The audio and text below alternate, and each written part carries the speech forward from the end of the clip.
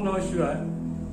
दोस्तों, आज फिर मैं बहुत अंतराल के बाद आप लोगों के सामने हाजिर हूँ एक नए विषय पर चर्चा करने के लिए। चर्चा करने से पहले मैं आप लोगों को बता दूं कि मैं पेशे से एक शिक्षक हूँ, जिसके चलते हमेशा मैं बच्चों से मिलता रहता हूँ। बच्चे मुझसे मिलने आते हैं, मुझसे बात करते हैं और अपनी समस्याओं को बताते हैं। जब बच्चों से मैं बात करता हूं तो मुझे लगता है कि उनके आंखों में वे बहुत बड़े सपने को पाल के रखते हैं, लेकिन सबसे बड़ी बात क्या है कि उस सपने की तस्वीर उनको बहुत ही धुंधली दिखाई पड़ती है। उनको समझ में ही नहीं आता है कि जो मैं सपना देख रहा हूं वो वास्तव में है क्या चीज।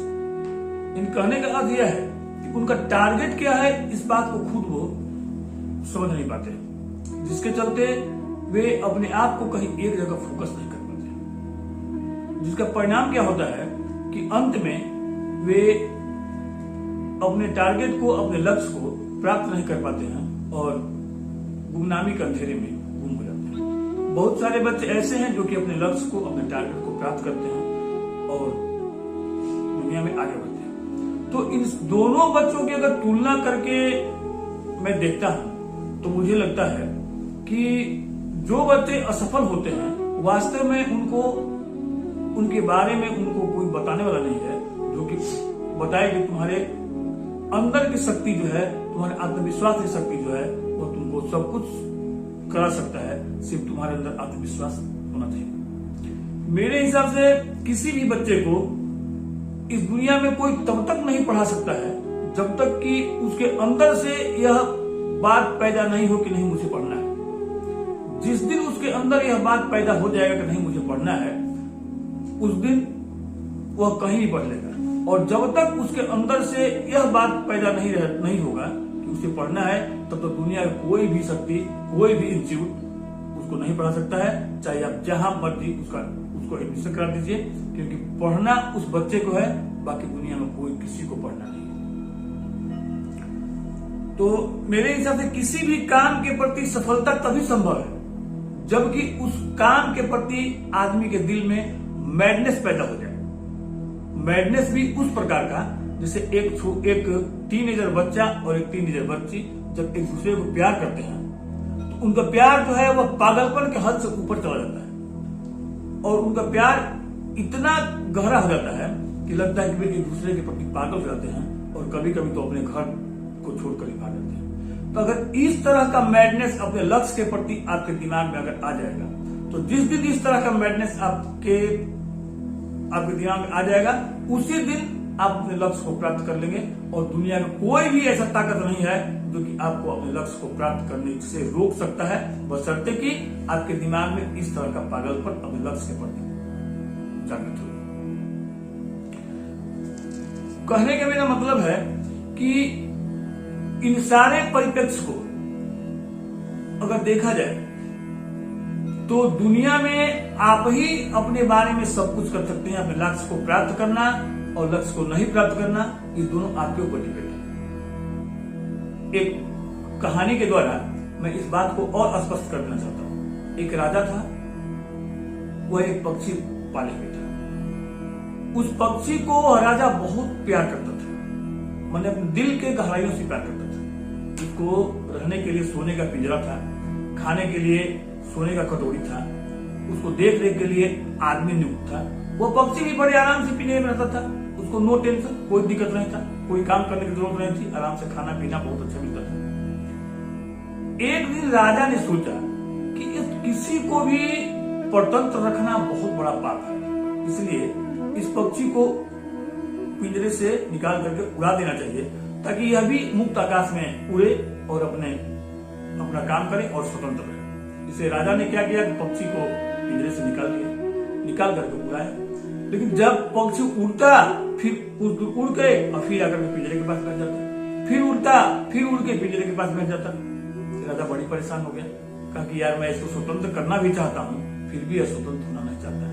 उसने अपने राज्य में ऐसा पूरा ढिढोरा पिटवा दिया कि जो कोई भी इस पक्षी को उड़ा देगा, मैं उसको बहुत सारा इनाम दूंगा। बहुत सारे पक्षी के विशेषज्ञ आए, उसको उड़ाने की कोशिश की, लेकिन किसी ने भी पक्षी को उड़ा नहीं पाया। एक दिन एक आदमी आया, बोला कि राजा मैं आपके पक्षी को उड़ा दूंगा।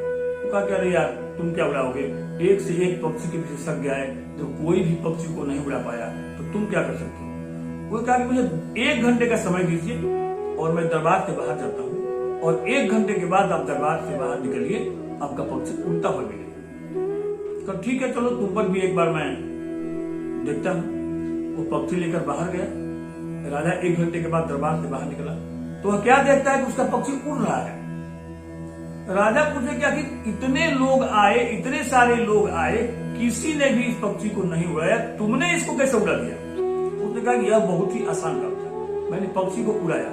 वह जाकर के एक डाली पर बैठ गया, मैंने कुल्हाड़ी से उस डाली को काट दिया। वह दूसरी डाली पर बैठ गया, मैंने कुल्हाड़ी से उसको भी काट दिया। वह तीसरी डाली पर बैठ गया, मैंने कुल्हाड़ी से तीसरे को काट दिया। यानी वह जिस डाली पर बैठता मैं उस डाली को काट देता। जब उसको पूरा तरह से विश्वास हो गया कि अब यह मुझे बैठने नहीं देगा, उड़ने में ही भलाई है, वह उड़ना शुरू कर दिया और उड़ने लगा। कहने का मतलब क्या है? कहने का मतलब है कि उस पक्षी के पंख में दम था, वह पक्षी उड़ भी सकता था, लेकिन उसके अंदर आत्मविश्वास की कमी थी। जो कमी आ गई थी राजा के पिंजरे में रहते रहते। जब उसको लगा कि अब उड़े बिना मेरा काम नहीं चलेगा, तब उसके अंदर का आत्मविश्वास जागृत हुआ और वह आकाश में उड़ने लगा। बस यही सबसे बड़ी बात है। तुम्हारी सफलता का भी बस यही एक रहस्य है। जिस दिन तुम्हें अपने अंदर के आत्मविश्वास की शक्ति जागृत हो जाएगी, उस दिन दुनिया का कोई भी ताकत तुम्हें अपने लक्ष्य को प्राप्त करने से नहीं रोक सकता है, क्योंकि तुम्हारे अंदर अनंत संभावनाएं हैं। इतनी संभावनाएं हैं कि तुम कुछ भी कर सकते हो, बड़ा से बड़ा परीक्षा भी पास कर सकते हो। सुना होगा तुमने कि एक लड़का जो कि मैट्रिक 3rd डिवीजन है, इंटरमीडिएट 3rd डिवीजन है, और बीए करने के बाद वो लड़का आईएएस बन गया। तो जिस दिन जब जागो तभी सवेरा, जिस दिन तुम्हारे अंदर की अंतरात्मा को पुकार तुमने सुन लिया, उसी दिन समझ लो तुम्हारी सफलता निश्चित होगी। क्योंकि आत्मविश्वास की शक्ति से दशरथ मांझी जैसा व्यक्ति पहाड़ को काट कर समन बना सकता है। तो तुम्हारे अंदर भी अगर आत्मविश्वास की शक्ति जागृत हो जाए तो तुम भी कुछ ना कुछ अच्छा कर ही सकते हो। अतः अपने लक्ष्य को सबसे पहला प्राथमिकता दो और तुम सब सफलता अवश्य प्राप्त करो। तुमको सफलता प्राप्त करने से कोई रोक नहीं सकता है। अपने लक्ष्य के बारे में अपने सोचना है, किसी दूसरे से उसके बारे में नहीं पूछना है।